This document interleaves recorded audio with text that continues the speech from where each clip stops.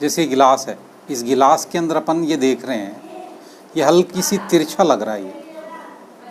ये जो है हमें कैसा दिख रहा है, थोड़ा सा तिरछा। इधर से तो नहीं दिखेगा, लेकिन देखो हल्का सा ये उठा हुआ दिख रहा है। ये रियल स्टेज से ये उल्टा और थोड़ा सा मुड़ा हुआ दिख रहा है। यहाँ से हल्का सा मुड़ा हुआ दिख रहा है, जहाँ से पानी का वाटर सरफेस है ना, उस जगह से ये मुड़ा हुआ दिख रहा है। चीज़ कुछ उठी हुई दिखती है। अब ये किस कारण से होता है? स्लैब है, यहाँ से कोई रोशनी की रे आ रही है, ठीक है, ये आ रही है, और ये हम इमेजिनरी इसके ऊपर ये नॉर्मल डाल देते हैं। ये तो जिस पॉइंट पर ये आई, इस पे जितना इसका एंगल रहेगा, जैसे ये ग्लास है तो ये नॉर्मल की तरफ ये थोड़ी सी झुक जाएगी इस तरफ, यूँ। डेंस मीडियम, ये जो एयर है वो क्या है आपका? रेयर मीडियम है, और ये डेंस है थोड़ा सा। तो डेंस मीडियम में ये जो रे है वो इसकी तरफ झुक जाती है, फिर यहाँ टकराई, फिर अपन नॉर्मल बना देते हैं। इसका जो एंगल बन रहा है उससे अब ये बड़ा, थोड़ा सा बड़ा एंगल हो जाएगा इसका, ये एंगल थोड़ा सा बड़ा हो जाएगा, ठीक है। इसको हम कहते हैं I1, इसको, इस एंगल को कहेंगे R1। ये फिर इसके ऊपर आ रही है तो इसको कहेंगे I2, और इसको R2। वापस से एयर के अंदर चली गई। लाइट मुड़ती है इस तरीके से, इस फिनोमिना को हम कहते हैं रिफ्रैक्शन, ठीक है। लॉज होते हैं इसमें। क्या रहता है? ये जो इंसिडेंट रे है, ठीक है, और ये जो रिफ्रैक्टिव रे है, और ये जो हमने नॉर्मल बनाया है, ठीक है, टू द इंटरफेस, ओके। तो the incident ray, the refracted ray and the normal to the interface of two transparent medium. ये दोनों ट्रांसपेरेंट, एयर भी ट्रांसपेरेंट है, ये ग्लास स्लैब भी ट्रांसपेरेंट है, ठीक है, transparent media. At the point of incidence are lie in the same plane. ये नॉर्मल और ये रिफ्लेक्टेड रे और ये इंटरफेस दोनों का, जहाँ पर ये सारे के सारे कहाँ पर पड़े हुए होते हैं? सेम प्लेन के अंदर। तो इसको हम लिख सकते हैं 148 के अंदर, the incident ray, the refracted ray and the normal to the interface of two transparent medium at the point of incidence are lie in the same plane. Incident ray है, इंसिडेंट, ये नॉर्मल है, normal हम खुद बनाते हैं, जबकि incident ray glass के ऊपर अपने को डालनी पड़ती है, और ये रिफ्रैक्टेड रे है, ग्लास के अंदर आ रही है। ये एयर भी ट्रांसपेरेंट है और ग्लास भी ट्रांसपेरेंट है। तो ये इंसिडेंट रे और रिफ्रैक्टेड रे तीनों का इंटरफेस, ये दोनों का जो इंटरफेस है ग्लास का, ये तीनों एक सेम प्लेन के अंदर होते हैं, पॉइंट ऑफ इंटर, ठीक है। Normal to the interface of two transparent medium at the point of incidence are lie in the same plane, ठीक है।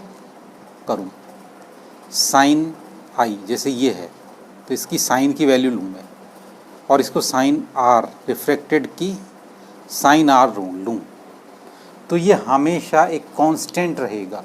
क्या रहेगा? कांस्टेंट। तो इसको, इस लॉ को हम क्या, किस तरीके से जानते हैं?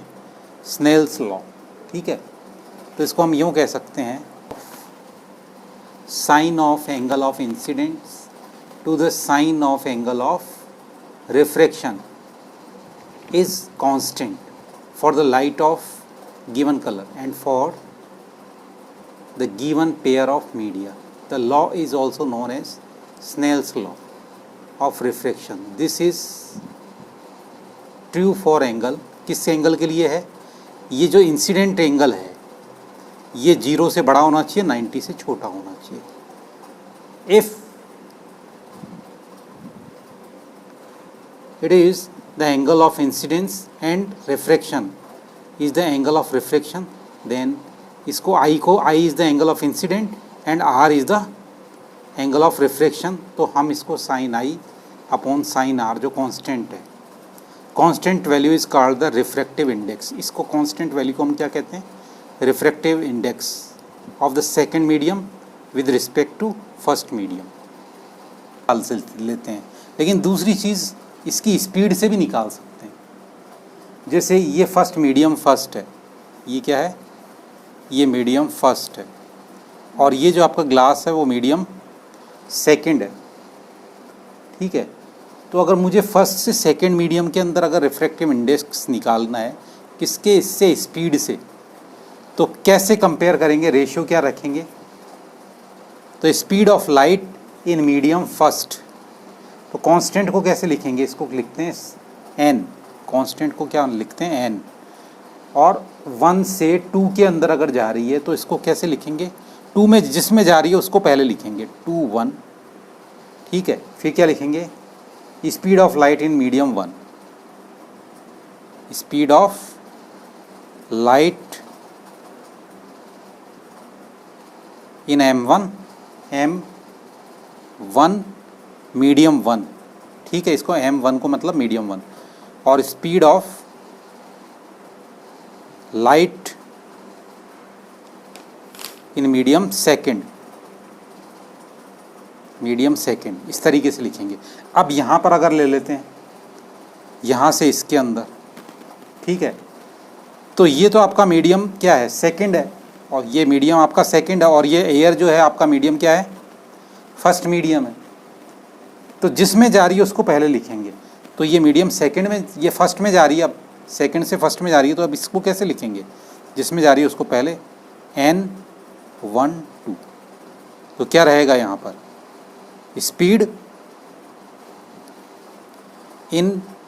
ऑफ लाइट पूरा लिख देना, medium second and speed of light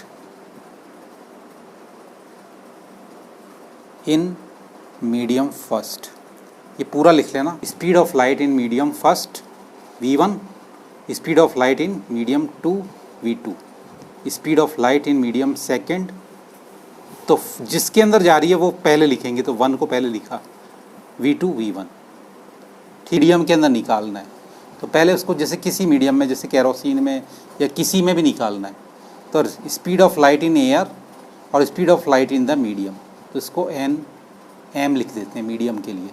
और यहाँ पर सबसे पहले क्या है, जैसे कि एयर, तो एयर में किससे आ रही है, अब मीडियम की जगह यानी नीचे की के अंदर हमने एयर लिया, तो एयर में किससे आएगी, वैक्यूम से, ऊपर वैक्यूम है, वैक्यूम से एयर में आ रही है, तो रिफ्रैक्टिव इंडेक्स जो है एयर का 1.003, आइस का 1.31, यानी कि पहला जो मीडियम है वो क्या है, वैक्यूम है, पहला मीडियम क्या है, वैक्यूम। और सेकंड मीडियम जैसे आइस भी हो सकती है, एयर भी हो सकता है, जो चीज़ यहाँ पर दे रखी है वो सेकंड, तो 1.31, वैक्यूम से वाटर में आएगी तो 1.33, एल्कोहल के अंदर तो 1.36, केरोसिन में 1.44, फ्यूज्ड क्वार्ट्ज जो होता है एक तरह का कांच जैसा होता है उसमें 1.46, टर्पेंटाइन ऑयल जो तारपीन का तेल होता है उसमें 1.47, बेंजीन में 1.50, और क्राउन ग्लास हार्ड ग्लास होता है थोड़ा सा उसमें 1.52। इसी तरीके से कनाडा बाल्सम जो होता है वो भी ट्रांसपेरेंट होता है, तो उसमें 1.53, रॉक साल्ट जो होता है खाने का नमक होता है 1.54, carbon disulphide 1.63, dense flint glass 1.65, Ruby पत्थर होता है स्टोन टाइप में ट्रांसपेरेंट होता है 1.71, सफ़ायर 1.77, और डायमंड में सबसे ज़्यादा होता है 2.42, यानी उसके अंदर तो वो मुड़ ही जाता है वापस, तो इसीलिए डायमंड चमकता है। जितना डायमंड अच्छी क्वालिटी का होता है उसका रिफ्रैक्टिव इंडेक्स इस तरीके से रहेगा। होता है जबकि एक आर से पार लाइट चली जाती है तो लेंस में ही होता है, मिरर में रिफ्लेक्शन होता है और इसमें रिफ्रैक्शन होता है, तो ये कन्वर्जिंग लेंस होगा, फूला हुआ रहेगा, ठीक है। और दूसरा जो होता है वो क्या होता है, क्यों कहते हैं इसमें, जैसे ये लाइट आएगी, जैसे ये लाइट आई, तो ये लाइट क्या है, एक जगह पर फोकस पर इकट्ठी हो जाएगी, कन्वर्ज हो जाएगी, ठीक है, डाइवर्जिंग, ठीक है, या कॉन्केव लेंस कहेंगे इसको, ठीक है।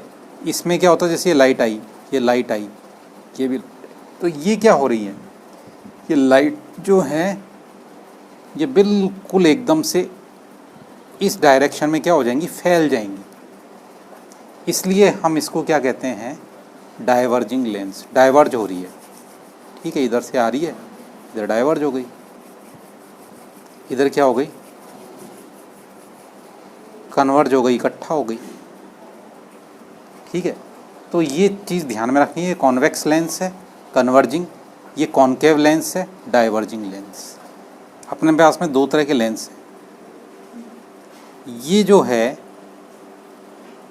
ये इसका प्रिंसिपल एक्सिस है, इसके बीच में से ये ऑप्टिकल सेंटर हो गया इसका, ये प्रिंसिपल एक्सिस हो गया। इसमें भी यही चीज़ है, सेम चीज़, यहाँ पर ऑप्टिकल सेंटर होगा, ठीक है, ये प्रिंसिपल एक्सिस है, ठीक है। तो यहाँ पर क्या होगा, एक तो इसमें होता है जैसे ये तो ये जिस गोले में से इसको जिस स्फेयर में से इसको काट करके बनाया गया, उसका जो सेंटर होता है उसको सेंटर ऑफ कर्वेचर कहेंगे, C1। लेकिन लेंस की कंडीशन में और इसका दोनों के बीच का जो आधा होता है उसको क्या कहते हैं, फोकस, ये F1 होता है, ठीक है। तो कभी भी अगर ये पूछे और ये कितना रहेगा, F1 का डबल, तो इसको कहते हैं अपन 2F1। इसी तरीके से इसका जो सेंटर होगा इधर से, इसको हम क्या कहेंगे, C2 कहेंगे, लेकिन लेंस के मैटर में यहाँ पर इसको क्या कहेंगे, 2F2, क्योंकि इसका और इसका आधा फोकस जो होता है उसको F2 कहते हैं। सेम चीज़ इधर है, इसमें कॉन्केव लेंस है, ठीक है, डाइवर्जिंग।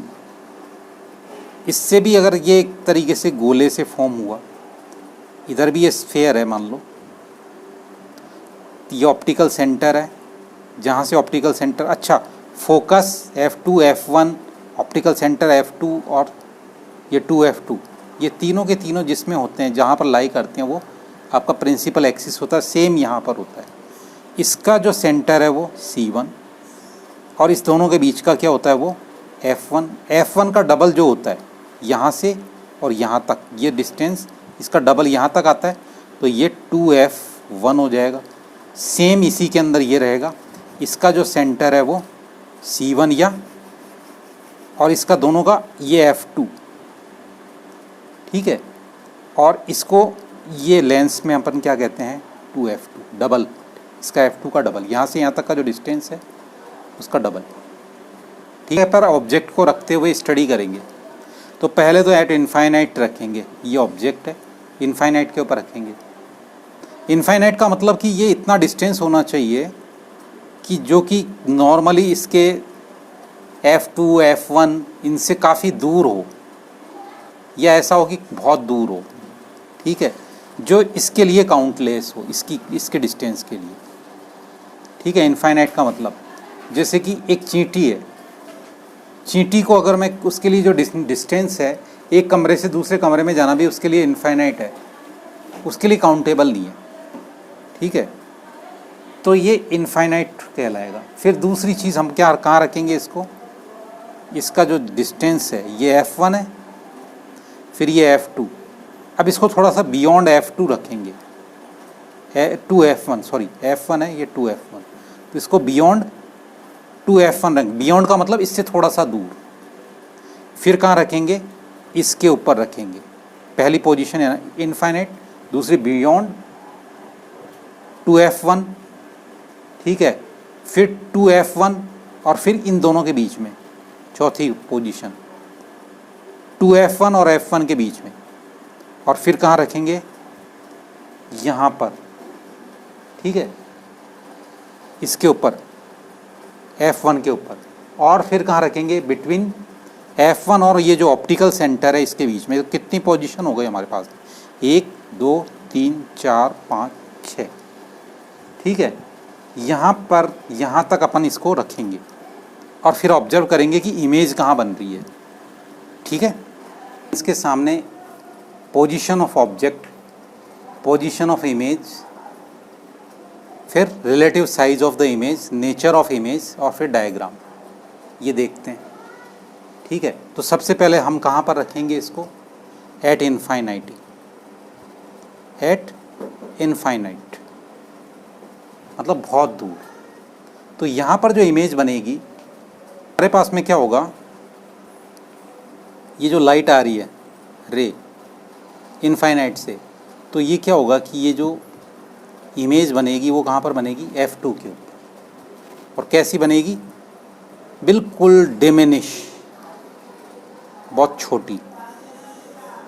तो अगर हम ऑब्जर्व करेंगे प्रैक्टिकल हम एट F2 के ऊपर, और कैसी बन रही है, highly diminish and point sized.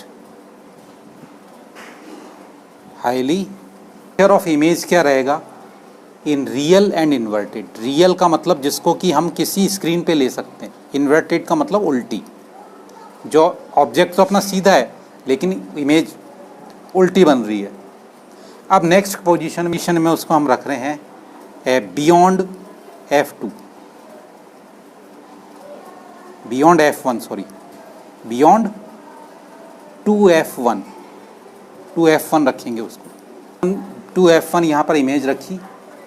तो अब ये जो इमेज बनेगी वो कहाँ बनेगी, एक तो ये आपका F2 है और ये आपका 2F1 है। तो यहाँ से ये लाइट जा रही है, बियॉन्ड 2F1 रख दी, यहाँ से ये सीधी लाइट जाएगी यूँ और एक लाइट जाएगी यूँ। तो ये आपके उल्टी इमेज बनेगी। कहाँ बनेगी, F2 और 2F2 के बीच। ठीक है, तो कहाँ बनी ये, between F2 and 2F2 and 2F2। ये थोड़ी सी डिमिटी और रियल और इन्वर्टेड सेम रखी है 2F1 पर। तो ये जो इमेज बनेगी वो कहाँ पर बनेगी, सेम साइज़ की बनेगी और 2F2 पर बनेगी। यहाँ से ये ऑप्टिकल सेंटर से ये इधर आई, ये यहाँ से आएगी और इससे आती हुई ये यहाँ पर सीधी, इससे फोकस से तो होकर के पास होती ही है। ठीक है, ये कैसी बनी, उल्टी और सेम साइज़ की। कहाँ पर बनी, 2F1 पर रखने पर 2F2 पर बनी। ठीक है, एट 2F2 और सेम साइज़ की और रियल और इन्वर्टेड, रियल एंड इन्वर्टेड उल्टी। ठीक है, हो गया। ये ऑप्टिकल सेंटर तो लिखेंगे। ठीक है, ये प्रिंसिपल एक्सिस, ये 2F1 F1 F2 और 2F2 के पर बन गई। F1 और 2F1 पर रख दी के इसके बीच। अब ये यहाँ पर रख दी, कहाँ पर, 2F1 और F1 के बीच में। तो ये जो इमेज बनेगी ये आपके कहाँ पर जाएगी, ऑप्टिकल सेंटर से पास होती हुई। ठीक है, ये आगे चली गई, फिर ये यहाँ पर गई और ये यहाँ पर F2 से होती हुई चली गई और ये उल्टी। लेकिन देखो यहाँ से इस इमेज से थोड़ी सी बड़ी बनी है, ये एनलार्ज, साइज इसका एनलार्ज है। ठीक है, ये कहाँ पर बनी है, बियॉन्ड 2F2। ठीक है, और थोड़ी सी इनलार्ज बनी है। और कैसी बनी है, रियल एंड इन्वर्टेड। ठीक है, ये हो गई। अब हम कहाँ पर रखेंगे, एट F1 फोकस के ऊपर रखेंगे। तो फोकस के ऊपर हम इसको रखेंगे, ये आपके फोकस इसके ऊपर रख दिया। अब ये क्या होगा, फोकस पे रखते ही आपका ऑप्टिकल सेंटर से ये पास होगी। ठीक है, एक लाइन यूँ जाएगी और ये भी क्या होगी, F2 से पास होती हुई जाएगी। तो ये क्या रहेगी, पैरेलल बनेगी। अब लाइन पैरेलल जा रही है, पैरेलल जा रही है, इसका मतलब कहीं नहीं मिलेगी। तो इमेज कहाँ फॉर्म होगी, इमेज आपकी फॉर्म होगी इनफाइनाइट के ऊपर। ठीक है, क्योंकि ये तो जाकर के मिलेगी इनफाइनाइट के ऊपर, कोई डिफाइंड नहीं है। ठीक है, तो आप अगर F1 के ऊपर रखते हैं तो इमेज कहाँ बनेगी, एट इनफाइनाइट। और कैसी बनेगी, हाईली एनलार्ज्ड, सबसे बड़ी, हाईली एनलार्ज्ड। ठीक है, बहुत बड़ी। और वही रियल और इन्वर्टेड। ठीक है, इस तरह की बनेगी। तो रियल इन्वर्टेड, फिर रियल इन्वर्टेड, रियल इन्वर्टेड। इसमें क्या है, सबसे पहले हाईली पॉइंटेड डिमिनिश, फिर डिमिनिश, सेम साइज, फिर इनलार्ज, फिर हाईली इनलार्ज। यहाँ पर F2 से चले, फिर उसके बीच में, फिर आगे खिसकते गए। ठीक है, इसको रख रहा हूँ between F1 and optical centre.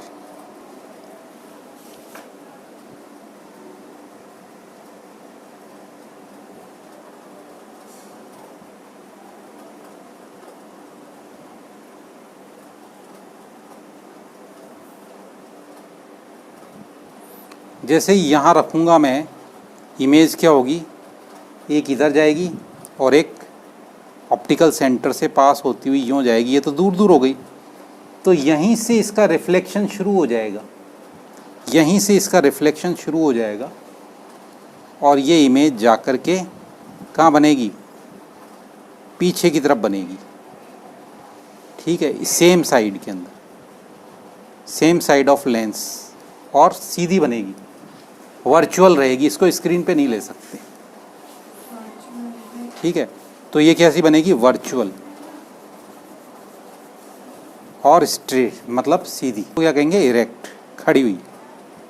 ठीक है, और ये क्या रहेगी, इनलार्ज फॉर्म में रहेगी, थोड़ी बड़ी, और कहाँ बनेगी, same side of lens at the object. ठीक है, सेम साइड के अंदर बनेगी। 152 आपके बुक के अंदर से भी याद कर सकते हो। ठीक है।